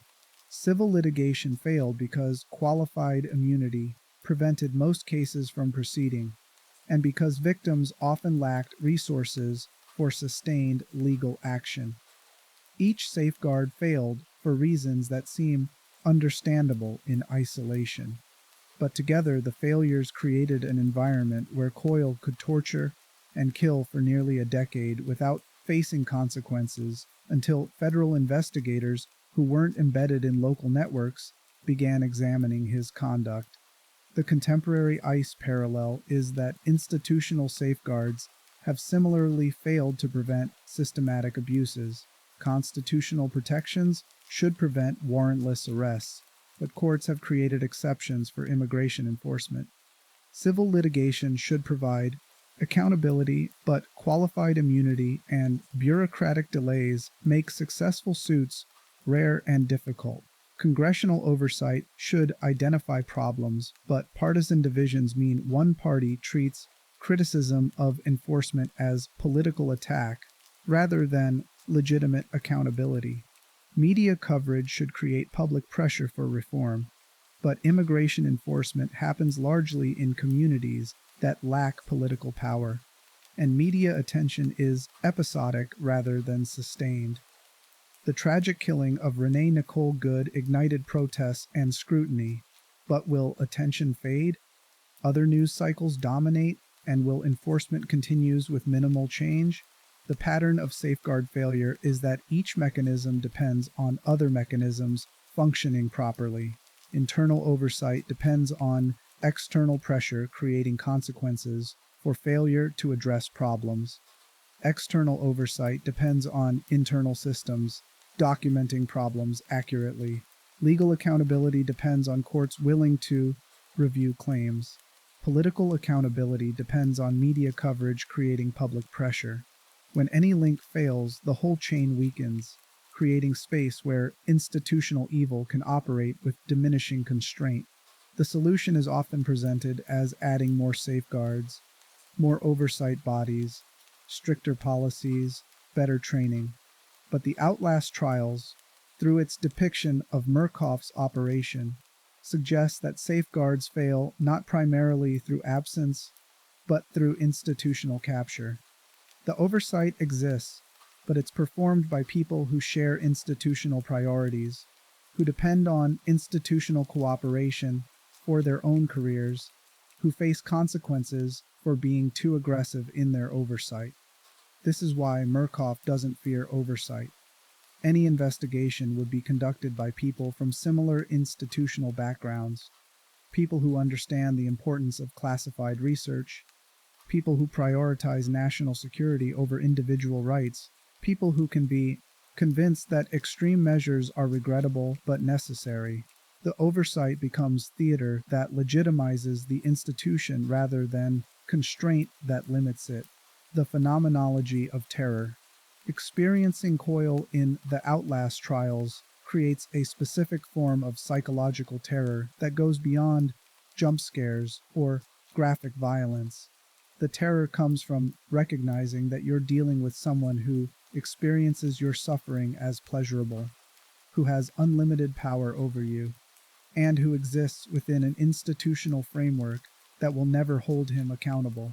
When you hear the crackle of his cattle prod in the dark, when you hear his voice calling you sweetheart and little piggy, when you realize he's close and there's no way to fight him or negotiate with him, the fear you experience comes from recognizing absolute powerlessness. He can hurt you as much as he wants. He will enjoy hurting you, and nothing you can say or do will change his behavior because he's not seeking information or trying to modify your behavior. He's performing cruelty because it gratifies him and because Murkoff has given him permission. This phenomenology of terror mirrors what victims of authoritarian violence experience. The fear comes not just from physical danger, but from recognizing that you've entered a space where normal rules don't apply, where appeals to law or ethics or human decency are meaningless, where the person with power over you views you as an object rather than a person, and where no external authority will intervene to protect you. Holocaust survivors describe this recognition as a moment of absolute rupture from previous understanding of how the world worked. They'd grown up believing that laws protected people, that institutions had limits, that even in extremity there were rules that would be honored. The recognition that all of that was false, that they'd entered a space where authority could do literally anything to them without consequence, produced terror that went beyond fear of death into existential horror at discovering that civilization was far thinner than they'd believed. Reagents in the Outlast Trials undergo similar recognition. They arrived believing they were volunteers for psychological training. The processing began breaking down that belief, but some hope remained that this was extreme training that would eventually end. Encountering Coyle completes the rupture. This isn't training, this is torture, and the people conducting it aren't trainers who will eventually release you. They're predators who will continue using you until you break or die, and no external force will intervene because you're completely isolated from any institution or individual who might care about your suffering. The game communicates this through Coyle's behavior and dialogue. He never pretends to be helping you or preparing you for anything. He doesn't claim that the suffering serves a purpose beyond his enjoyment. He's not wearing the mask that Easterman wears, the fatherly voice claiming that all of this is necessary for your development. Coyle is what power looks like when it's stopped pretending, when it's just force answering to appetite, when it's cruelty as an end in itself. The terror this creates is different from horror games where monsters are mindless or explicitly supernatural. Coyle is human. He made choices that led him to this role, and he represents something real. The person who enjoys causing suffering, who seeks out opportunities to exercise power over others, who finds institutional contexts that will legitimize and reward his sadism. Monsters you can categorize as other, as separate from human society. Coyle forces you to recognize that he's a product of human institutions, that people like him exist and often thrive, that the difference between encountering someone like him in a position of authority versus as a criminal comes down to which institutions they found to join. The banality of evil meets the spectacle of cruelty. Hannah Arendt's concept of the banality of evil, developed after observing Adolf Eichmann's trial, describes how ordinary people participate in extraordinary atrocities through mundane bureaucratic processes. Eichmann wasn't a sadist who enjoyed causing suffering.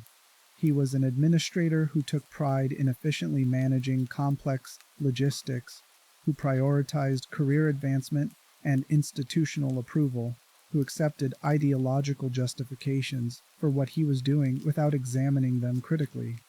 The banality of evil explains how systems of mass violence operate at scale. You don't need millions of sadists to commit genocide.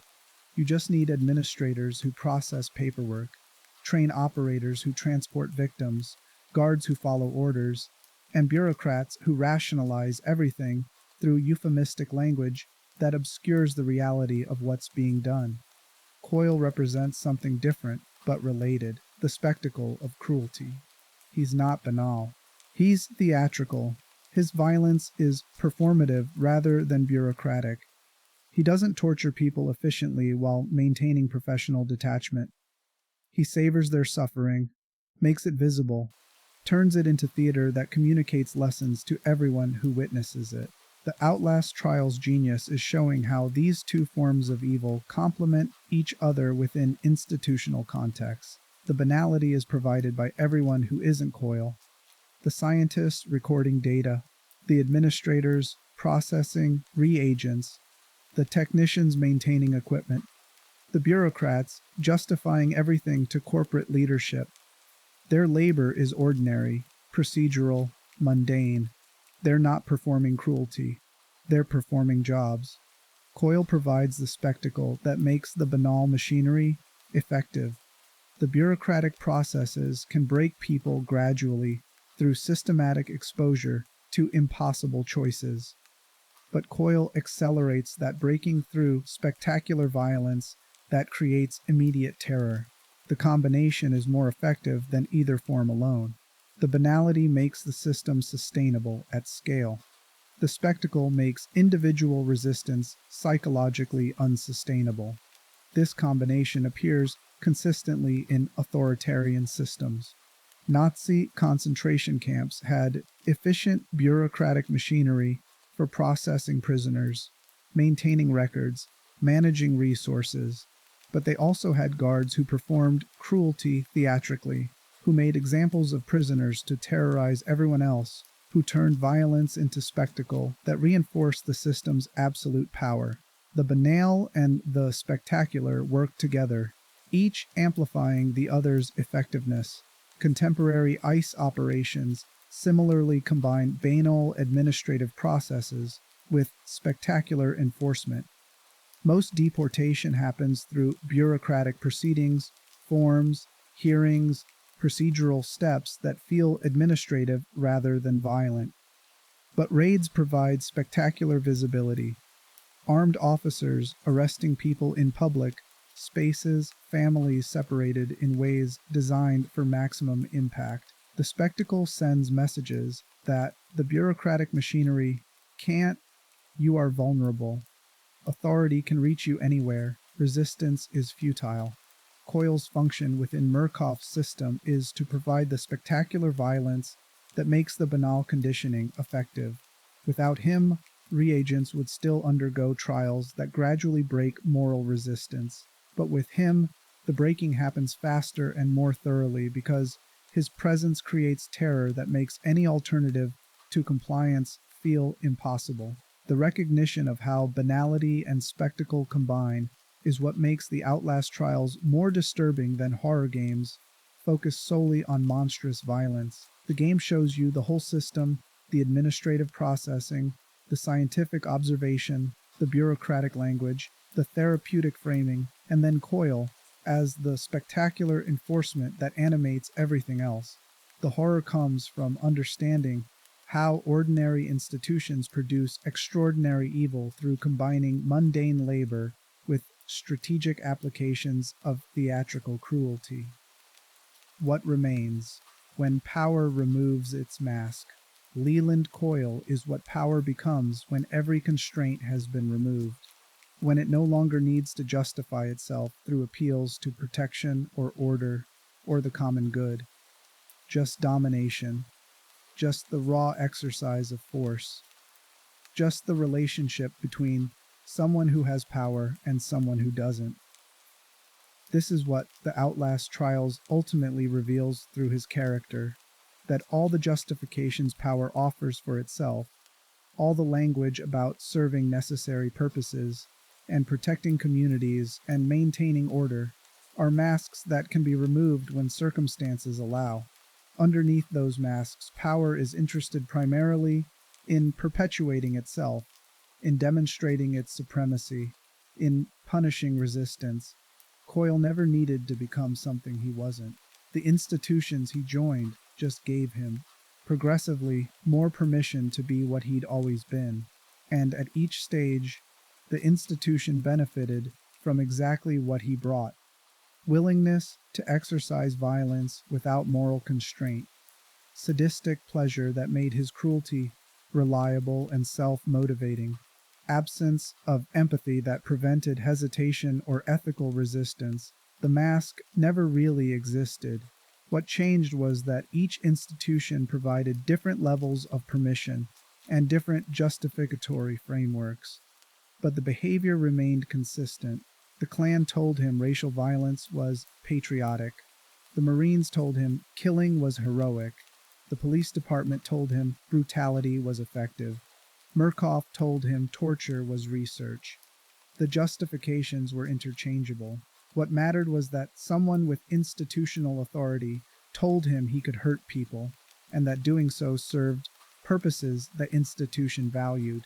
This interchangeability of justifications reveals how hollow they are.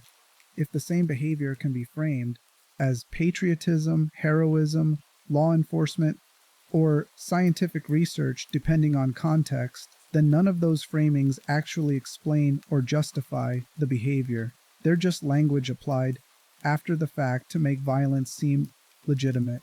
The violence itself answers only to appetite and opportunity. The institutional framework just determines which targets are acceptable and which justifications will be accepted. The connection to contemporary enforcement practices is that ICE operations reveal similar hollowness in justifications. Immigration enforcement is framed as protecting borders, maintaining sovereignty, serving national security.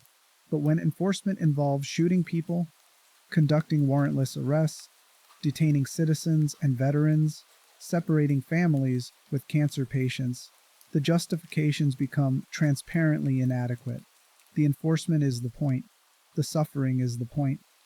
The demonstration that authority can reach anyone anywhere without needing to justify itself is the point. The justifications are masks that allow the system to maintain legitimacy, while exercising power that would be recognized as authoritarian if described honestly. But the masks are thin. When you examine what's actually happening, when you look at the data showing most detained people have no criminal convictions, when you see raids conducted based on appearance rather than warrants, when you hear about people shot for unclear reasons, the gap between justification and reality becomes obvious. Power doesn't serve the justifications it offers. The justifications serve power by providing cover for behavior that would otherwise be recognized as illegitimate. And when power is sufficiently secure, when opposition has been neutralized or intimidated, the justifications become less necessary. The mask can be removed, and power can operate more nakedly as force answering only to institutional priorities. This is what Coyle represents in the Outlast Trials, and what contemporary enforcement operations increasingly demonstrate: power that has stopped pretending, that no longer bothers maintaining elaborate fictions about serving the public good, that exercises force and trusts that institutional architecture will prevent meaningful accountability. The mask falls. What remains is cruelty as performance, violence as its own justification, authority that answers to nothing except its appetite for demonstrating supremacy over anyone designated as target or threat or problem. This is what power has always been underneath the masks. The Outlast Trials just shows it to you honestly. Stripped of the language that makes institutional violence seem necessary or regrettable or anything other than what it actually is, the strong hurting the weak because they can, because the institutional framework provides permission, because accountability has been abolished through networks of complicity that protect perpetrators while discrediting victims. Leland Coyle exists in every era, in every society, waiting for institutions that can channel his pathology into performance that serves institutional purposes. The question isn't whether people like him exist. The question is which institutions we build, whether they constrain or enable, whether they punish or reward, whether they create accountability or abolish it. The Outlast Trials shows you what happens when we build institutions that enable rather than constrain, that reward rather than punish. that abolish accountability in the name of security or efficiency or necessary work. We get Signala, we get Murkoff, we get Coyle, finally freed to be exactly what he always was, with institutional blessing and unlimited targets. The horror is recognizing that the distance between Signala and contemporary reality is thinner than we want to believe. The mechanisms are similar, the justifications are similar, the institutional architecture is similar. What differs is degree rather than kind, scale rather than fundamental nature. Power wants to operate like Coyle operates, without justification, without accountability, without constraint. And every time we accept justifications for violence against designated enemies or threats, every time we fail to demand accountability for institutional abuse, every time we prioritize security over rights or efficiency over justice, we move incrementally toward worlds where power no longer bothers wearing masks because it's learned that we'll accept its violence regardless of whether it's justified. The Outlast Trials is a warning disguised as horror entertainment. It shows you exactly what you're building when you construct institutions around domination rather than accountability, when you value enforcement over justice, when you accept that some people deserve violence because authority has designated them as targets. The mask falls. This is what remains. This is what power becomes when every constraint evaporates. This is the game after the game. The institutional evil that continues operating regardless of whether you're still playing. This is Leland Coyle. This is unaccountable authority. This is fascism with its mask off. This is what happens when power stops pretending.